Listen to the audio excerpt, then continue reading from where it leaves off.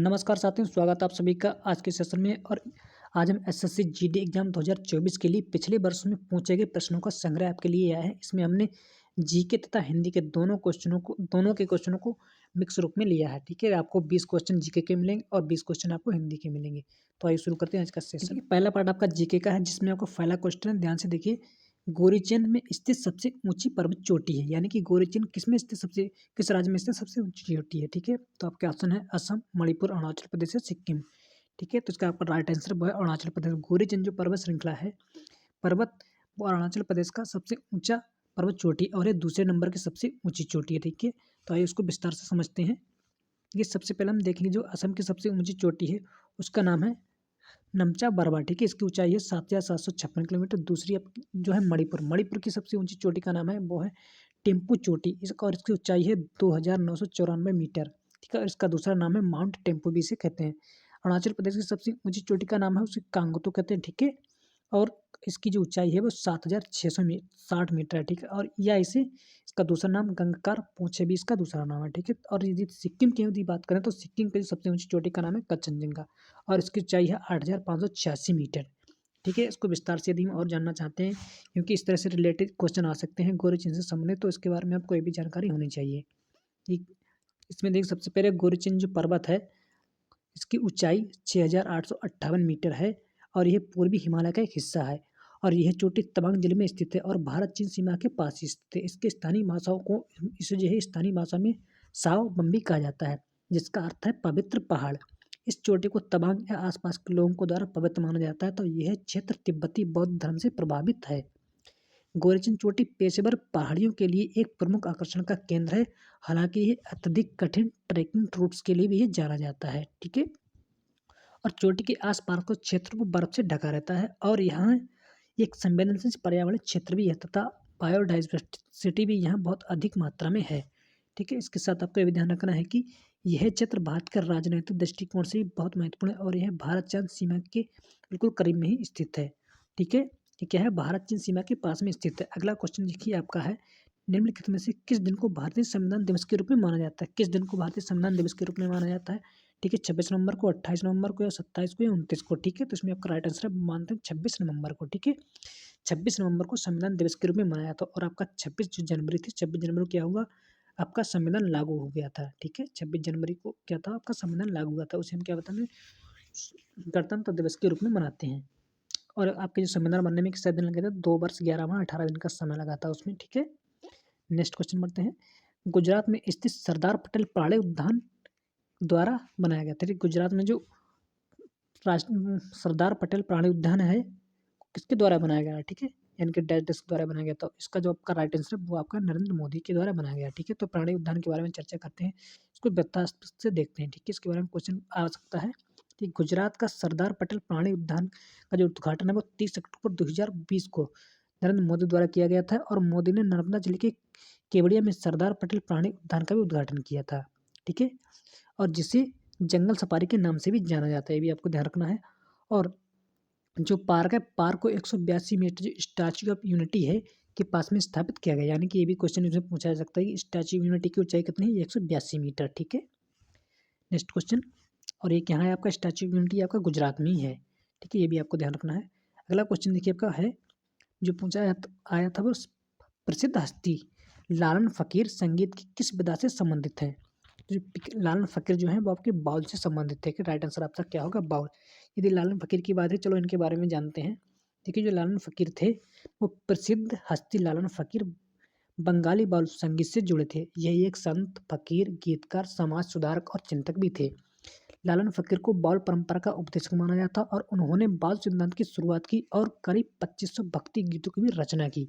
ठीक है, next question देखिए आपका है, इंडियन एंड इंट्रोडक्शन नामक पुस्तक किसने लिखी।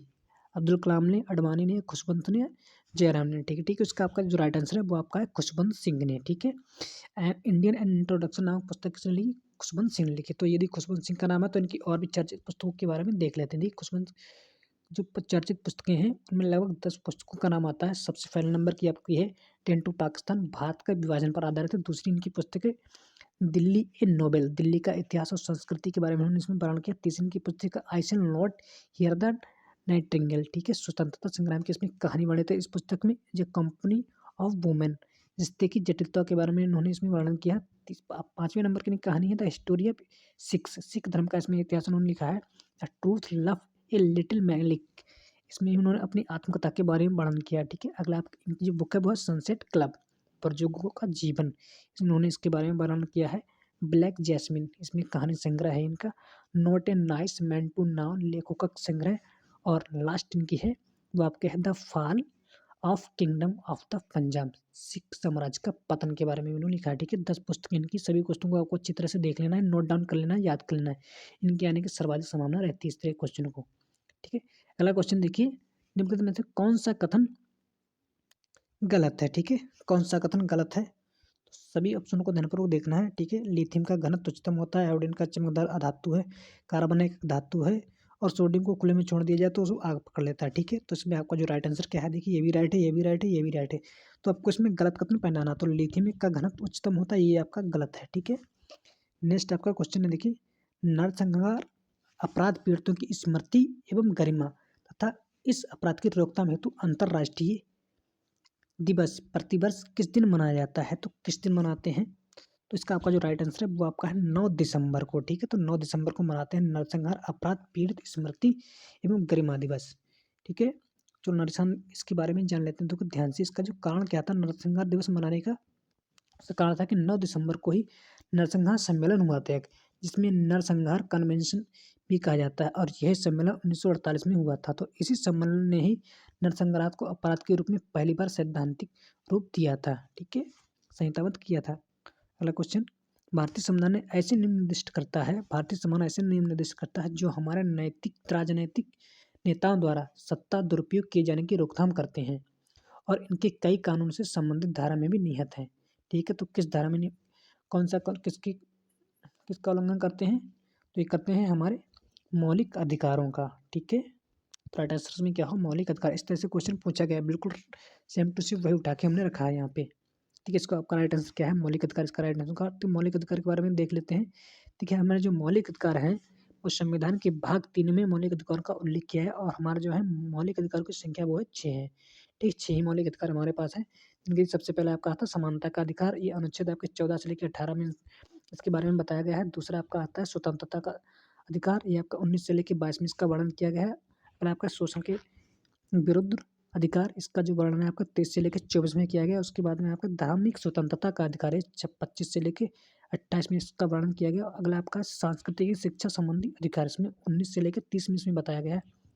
अगला इनका संवैधानिक उपचारों का अधिकार, इसमें अनुच्छेद 32 में इसके बारे में बताया गया है, वर्णन किया गया है, ठीक है। अगला क्वेश्चन देखते हैं। अगला क्वेश्चन आपका, एक परिपक्व उष्णकटिबंधीय चक्रवात में केंद्र के आसपास प्रबंध कुंडलीय हवा घूमती है, जो कहलाती है, ठीक, क्या कहलाती है, तो यह कहलाती है आँख कहलाती है, ठीक है। चक्रवात में जो परिपक्व उष्णकटिबंधीय चक्रवात के केंद्र के आसपास प्रबल कुंडलित हवा जो घूमती है उसको हम आँख कहते हैं, ठीक है। नेक्स्ट क्वेश्चन, और देखिए जो चक्रवात होते हैं उसका कारण क्या होता है, देखिए उष्णकटिबंधीय चक्रवात की उत्पत्ति तब होती है जब नम हवा है ऊपर उठने से गर्मी पैदा होती है, जिसके फलस्वरूप नम हवा में निहित वाष्पकण का संघनन होता रहता है, उस वजह से आपके चक्रवात आते हैं। नेक्स्ट क्वेश्चन, निम्नलिखित विदेशी यात्री में से कौन एक इतालवी सौदागर था जिसने विजयनगर साम्राज्य का भ्रमण किया था, ठीक है। कौन था, फर्नासो था, ठीक है, न्यूर्टे बरबोसा था, मार्को रेसी थे, रिस्की थे, ठीक है, निकोले दे कौंती थे, ठीक है। तो इसके में आपका जो राइट आंसर है वो आपका जो इबारती सौदागर था उसका नाम था निकोले दे कौंटी, ठीक है। यदि विदेशी सौदागर है तो जितने भी नाम है इनको हम बारी बार से इनको क्रम से देखेंगे, ठीक है, विस्तार से। देखिए सबसे पहले निकोले दे कौंती थे, वो क्या थे, इबारती व्यापार यात्री था जो 15वीं शताब्दी में भारत का इन्होंने भ्रमण किया था। उसके बाद में आप क्या है, फर्नांडो न्यूनीज, ये कौन थे, ये एक पुर्तगाली व्यापारी थे और इतिहासकार जिन्होंने 16वीं शताब्दी में विजयनगर साम्राज्य का भ्रमण किया था। लेकिन ये क्या थे, विजयनगर साम्राज्य का भ्रमण तो किया लेकिन ये कहाँ के थे, पुर्तगाल के थे, ठीक है। अगला पूछा जा सका आपका फर्नांडो न्यूनीज, इनका फर्नांडो इनका आपका नाम अच्छी तरह से याद रखना चाहिए, ठीक है, नोट डाउन करना, पुर्तगाली है, इनकी आने की संभावना सर्वाधिक रहती है, ठीक है, इस तरह क्वेश्चन की। अगला इनका हफ्ते है दुआर्ते बारबोसा, यह एक पुर्तगाली लेखक और यात्री हैं जिन्होंने मुख्य रूप से मालाबार तट और दक्षिण भारत के बारे में लिखा था इन्होंने। अगले आपके जो हैं वो आप कहते हैं मार्को रिक्की, ठीक है। मार्को रिक्की क्या, ये भी एक भारतीय थे, ठीक है, लेकिन ये क्या होते हैं, एक चित्रकार थे, व्यापारी नहीं थे, एक चित्रकार थे मार्को रिस्की। नेक्स्ट क्वेश्चन आपका अगला क्वेश्चन देखिए आपका है डोमिनिस डोमिनिक थिएम के एक पेशेवर टेनिस खिलाड़ी हैं, कहाँ के हैं? तो मतलब इन्होंने पूछा कहाँ के हैं एक पेशेवर खिलाड़ी, तो ये ऑस्ट्रेलिया के पेशेवर खिलाड़ी हैं। ठीक है, राइट आंसर ऑप्शन 4 नंबर का। नेक्स्ट क्वेश्चन देखो, मृदा संरक्षण की एक विधि है, मृदा संरक्षण की ये जो विधि है वो कौन सी है? तो उसे हम कहते हैं टेरेस फार्मिंग। ठीक है, जहाँ से मृदा संरक्षण होता है वहाँ पे पेड़ों को लगाना हम कहते हैं टेरेस फार्मिंग कहते हैं इसको। नेक्स्ट क्वेश्चन, ये बोध गया एक महत्वपूर्ण बौद्ध तीर्थ स्थल क्यों है? ये क्वेश्चन आया हो, ठीक है, आया था 13 नंबर पे। तो इसका आपका जो राइट आंसर है तो आपका है, ठीक है, क्योंकि यह जो था त्रिमाण प्राप्त हुआ था, जन्म हुआ था नहीं, बौद्ध धर्म ज्ञान प्राप्ति के बाद अपना प्रथम उपदेश दिया नहीं। ठीक है, तो राइट आंसर आपका क्या है? यहाँ बौद्ध गौतम बुद्ध को ज्ञान की प्राप्ति हुई थी। ठीक है, राइट आंसर तो वाला आपका बिल्कुल ठीक होगा। ठीक है, नेक्स्ट क्वेश्चन, 2024 को लोकसभा में वित्त मंत्री द्वारा दिए गए बयान के अनुसार भारत दुनिया में विदेशी भंडार का सबसे बड़ा धारक है। सबसे बड़ा देखिए कौन से नंबर का? ठीक है, इसमें जो बताते हैं तो चौथे नंबर का बता रहे हैं। ठीक है, नेक्स्ट क्वेश्चन, छोटा नागपुर के आदिवासियों द्वारा दिकू कहा जाता है। दिकू किनको कहा गया था उन्होंने? ठीक है, छोटा नागपुर के पठार को जो दिकू कहा गया था, किसको कहा गया था? तो उन्होंने जो दिकू कहा था तो उन्होंने कहा था बाहरी व्यक्तियों के लिए दिकू कहा था उन्होंने। ठीक है, आदिवासियों को। नेक्स्ट क्वेश्चन देखिए, इसके बारे में दिकू के बारे में यदि विस्तार से देखो, छोटा नागपुर के जो आदिवासियों को दिकू यानी कि बाहरी लोगों को कहा जाता था। वे दिकुओं को साहूकार, जमींदार, राजस्व अधिकारी आदि के रूप में देखते थे। जब मुद्रा के उपयोग का प्रचलन हुआ था तो साहूकार जैसे एक नए समूह की भूमिका सामने आई। जनजातियों ने इन बाहरी लोगों को उत्पीड़क के रूप में देखा और उनके ये खिलाफ थे। ठीक है, इसीलिए उन्होंने उनको दिकू कहा था, बाहरी लोगों को। अगला क्वेश्चन देखिए, सूती वस्त्र कैलिको की उत्पत्ति वर्तमान राज्य में किस राज्य में होती? ठीक है, उन्होंने पूछा कैलिको जो वस्त्र होता है, सूती वस्त्र कैलिको, उसकी उत्पत्ति किस राज्य में होती? तो उसकी उत्पत्ति आपकी केरल राज्य में होती। तो कैलिको के बारे में चलिए विस्तार से जानते हैं। ये कैलिको जो सूती वस्त्र है, उस कैलिको की उत्पत्ति केरल राज्य के कालीकट शहर से हुई है। कालीकट को अब कोझिकोड के नाम से भी जिसे जाना जाता है। ठीक है, कैलिको हाथ से बुना हुआ सूती कपड़ा होता है। कैलिको को बनाने के लिए सूरत से गुजराती कपास का इस्तेमाल किया जाता था और पुर्तगालियों ने कालीकोट के सूती वस्त्र को यूरोप में ले जाया जाता था। ठीक है, अगला क्वेश्चन, जब कोई संगठन अपने वित्त पोषित दायित्व को पूरा करने या अपने लेनदारों को भुगतान करने में असमर्थ होता है तो वह न्यायालय के लिए आवेदन दाखिल करता है। तो किस तरह का आवेदन दाखिल करता है? तो वह दाखिल करता है दिवालियापन का। ठीक है, राइट आंसर इसमें क्या हो गया? क्या हो गया? दिवालियापन। जितनी भी टर्म है उनको हम बारी बारी से डिस्कस करेंगे। देखिए दिवालियापन तो आपने देख लिया अच्छी तरह से। ठीक है, अब देखिए आपका आता है ऋण वित्त पोषित। ऋण वित्त पोषित क्या होता है? यदि कोई कंपनी द्वारा पूंजी जुटाने का एक तरीका है जिसमें वे निवेशकों से ऋण लेते हैं। ठीक है, अगला आपका आता है अकाउंट रिसीवेबल। ठीक है, लेखा प्राप्य, ये वह राशि है जो संगठनों द्वारा उसके ग्राहकों से मिलती है। ठीक है, अगली आपकी लेखा देय। अकाउंट पेएबल क्या होती है? वह राशि है जो संगठन को अपने आपूर्तिकर्ताओं को चुकानी पड़ती है। ठीक है, अगला क्वेश्चन, नाट्य शास्त्र के तंतु वाद्य यंत्र को वाद्य के रूप में वर्णित किया है। ठीक है, जो नाट्य शास्त्र में तंतु वाद्य यंत्रों को किस रूप में वर्णित किया था? तो उसको जो है तात के रूप में वर्णित करते हैं। ठीक है, जो तंतु वाले वाद्य यंत्र तो उनको हम तत् कहते हैं, तत्। ठीक है, तंतु नहीं है पे तति है। ठीक है, तति उसमें आया था, सेम टू सेम वही है। अब देखिए तत् क्या होते हैं? तत्, तुषिर और अवनत और घन, इनको हम बारी बारी से डिस्कस करेंगे। ठीक है, विस्तार से हमने वर्णन इसका कर रखा है। ये तंतु क्या होते हैं? तत्व वाद्य यंत्र वो होते हैं नाट्य शास्त्र के अनुसार ऐसे वाद्य यंत्र जिन्हें तंतु तारों द्वारा बजाया जाता है, उन्हें तंत्र वाद्य यंत्र कहते हैं। जैसे आपके क्या हो गया? वीणा हो गया, सितार हो गया, सारंगी हो गया, संतूर, ये क्या है? तत् वाद्य यंत्र के उदाहरण है। अगला आपका है तुषिर। दूसरी वाद्य यंत्र क्या होते हैं? ऐसे वाद्य यंत्र जिनमें हवा फूंककर ध्वनि उत्पन्न की जाती है, जैसे कि बांसुरी और शंख, ये क्या है? तुषिर वाद्य यंत्र है। अगला देखिए आपका है अवनत वाद्य यंत्र। अवनत वाद्य यंत्र कैसे है? ऐसे वाद्य यंत्र जिनमें चमड़े को खींचकर ध्वनि उत्पन्न की जाती है, चमड़े को खींचकर ध्वनि उत्पन्न की जाती है, जैसे कि तबला हो गया या मृदंग हो गया। ठीक है, अगला आपका आता है घन वाद्य यंत्र। घन वाद्य यंत्र क्या होते हैं? देखिए ऐसे वाद्य यंत्र जो ठोस पदार्थों से बनाए जाते हैं और ठोंकने या बजाने से ध्वनि उत्पन्न करते हैं, जैसे आप घंटी हो गई या मंजीरा, ये क्या है? घन वाद्य यंत्र। अगला क्वेश्चन देखते हैं। अगला क्वेश्चन आपका आया था, देखिए मनुष्य में हर्पीज एक है, तो हर्पीज आपका क्या है? एक, तो आपका जो हर्पीज आपका है तो विषाणु जनित रोग है। ठीक है, हर्पीज को थोड़ी विस्तार से देखते हैं। देखिए हर्पीज क्या है, हर्पीज एक विषाणु जनित रोग है जो हर्पीस सिम्प्लेक्स वायरस के कारण होता है। क्योंकि हर्पीस दो टाइप का होता है, HS1 और HS2। देखिए HS1 में क्या होता है, यह आमतौर पर मुंह के चारों ओर घाव पैदा करता है, ठीक है। HS1 और HS2 क्या करता है कि यह मुख्य रूप में जननांग हर्पीजों का कारण बनता है, ठीक है। जननांगों में मुख्य रूप से इसमें जो क्या है घाव बन जाते हैं। नेक्स्ट इसके जो लक्षण क्या होते हैं, इसके जो लक्षण है त्वचा पर फफोले या घाव बन जाना, ठीक है, खुजली या जलन होना, या बुखार और मांसपेशियों में दर्द होना, ये आपके इनके क्या है लक्षण होते हैं। और इसका जो कारण क्या है, ये देखिए अगला जो आपका फफूंदी रोग, फंगस वाला डिसीज आता है, ठीक है। फंगस रोग में क्या है, यह कवक के कारण होता है फंगस, ठीक है, जैसे कि एथलीट फुट हो गया। दूसरा अगला आपका ऑप्शन में क्या था परजीवी जनित रोग, यानी कि प्लास्टिस डिसीज, यह परजीवियों जैसे कि मलेरिया के कारण होता है। नेक्स्ट आपका जीवाणु जनित रोग, जीवाणु जनित रोग क्या होते हैं, ये बैक्टीरिया के कारण होने वाले होते हैं, जैसे कि टाइफाइड। नेक्स्ट क्वेश्चन देखिए, अगला आपका क्वेश्चन है ए ए फाइन बैलेंस, ठीक है। ए फाइन बैलेंस नामक पुस्तक के लेखक कौन है, ठीक है। ए फाइन बैलेंस नामक पुस्तक के लेखक में आपके जो हैं वो हैं आपके रोहिंटन मिस्त्री, ठीक है। रोहिंटन मिस्त्री इसके लेखक हैं। और रोहिंटन मिस्त्री इस पुस्तक को उन्होंने 1955 में प्रकाशित किया गया था। और ये भारतीय समाज, गरीबी, राजनीति के मुद्दों को बहुत ही गहरे और संवेदनशील तरीके से चित्रित करता है, ठीक है। ये फाइन बैलेंस पुस्तक जो थी 1995 में लिखी गई। और यह जो एक उपन्यास है भारतीय समाज के विभिन्न पहलुओं, विशेष रूप से 1975 और 1977 के आपातकाल और समाज के निचले वर्गों के संघर्ष को ये चित्रित करता है, ठीक है। इसमें खासतौर से जो कहानी है वो 1975 और 1977 के आपातकाल के समय की है। अगली देखिए इनकी जो पुस्तक है वो आपकी है सच ए लॉन्ग जर्नी, ठीक है, सच ए लॉन्ग जर्नी। और यह जो पुस्तक उन्होंने लिखी है, इस पुस्तक में इन्होंने बताया है कि एक उपन्यास एक पारसी व्यक्ति की यात्रा को दर्शाता है जो व्यक्तिगत एवं सामाजिक संघर्षों से जूझ रहा है। अगली इनकी पुस्तक का नाम है टेल्स फ्रॉम बिजोरसा बैग, ठीक है। इस कहानी में ये कहानी संग्रह है और जिसमें मुंबई के एक पारसी आदिवासी परिवार की कहानी, परिसर की कहानी है, जो जीवन की छोटी छोटी घटनाओं और मानवीय संबंधों को प्रस्तुत करता है। द स्ट्रीम्स स्क्रीन स्क्रीन 2008 में उन्होंने प्रकाशित करी पुस्तक। इस पुस्तक में उन्होंने बताया कि क्या था, ये एक उपन्यास था और पारसी समुदाय की भावना और अस्तित्व तथा संघर्षों को ये चुता है, विशेषकर एक व्यक्ति की मानसिक स्थिति और अस्तित्व के संकट के बारे में, ठीक है। अगला पार्ट आपका जो देखिए 20 क्वेश्चन आता हो गए। अगला क्वेश्चन आप पार्ट जो आता है आपका हिंदी का पार्ट आता है, ठीक है। अब हिंदी के पार्टों को देखेंगे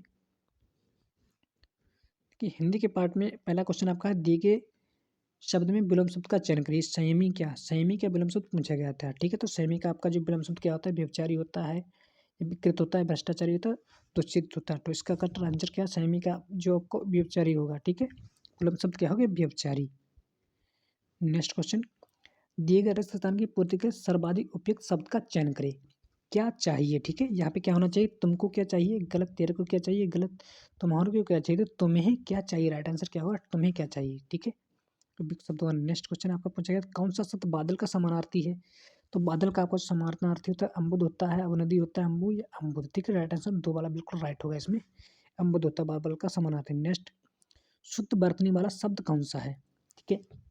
निर्दवी, ये वाला गलत गलत गलत, तो आपका निर्दय राइट आंसर क्या है इसमें, ये 2 नंबर का इसमें राइट आंसर होगा निर्दय। इस तरह से लिखते हैं। नाटक ना काटना मुहावरे का सही अर्थ क्या है। तो ना काटने का मुहावरे का अर्थ होता है, सभी जानते हैं कि भाई बदनामी होना, ठीक है। 3 नंबर बिल्कुल राइट इसमें राइट है। नेक्स्ट क्वेश्चन, दिए गए वाक्य का वह भाग ज्ञात करें जिसमें कोई त्रुटि है, यदि कोई त्रुटि नहीं है तो कोई त्रुटि नहीं वाला चुने, ठीक है। इस तरह से क्वेश्चन आए थे। देखिए, अगली गोष्ठी मेरे निवास स्थान में होगी, तो मेरा जो शब्द यहाँ पे है इसका उचित प्रयोग नहीं है, तो राइट आंसर इसमें कौन सा होगा, 4 वाला बिल्कुल राइट हो जाएगा, ठीक है, 4।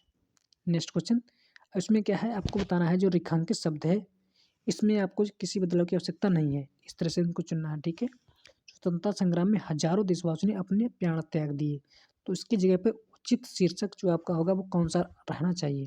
कि ऑप्शनों को देखिए, तो इसके आपका जो क्या है, स्वतंत्रता संग्राम में हजारों देशवासियों ने अपने प्राण न्यौछावर कर दिए, राइट आंसर ये वाला बिल्कुल आपका राइट होगा। नेक्स्ट क्वेश्चन देखिए, शुद्ध बरतनी वाला शब्द कौन सा है, ठीक है। तो अच्छा होने को किस तरह से लिखते हैं, तो इसको लिखते हैं अच्छो हिड़ी, ये वाला बिल्कुल ठीक होगा, ठीक है, अच्छो हिड़ी, इस तरह से लिखते हैं इसको। नेक्स्ट क्वेश्चन, दिए गए वाक्यांश के लिए एक शब्द दीजिए जिसका कोई उपमा ना हो, तो अनुपमेय, ठीक है, जिसका कोई उपमा ना हो उसको हम क्या कहते हैं, अनुपमेय। 2 नंबर वाला राइट। नेक्स्ट क्वेश्चन, जिसने जानना आवश्यक हो वाक्यांश के लिए एक शब्द क्या होगा? जिसे जानना आवश्यक हो उसे क्या कहते हैं? ज्ञेय।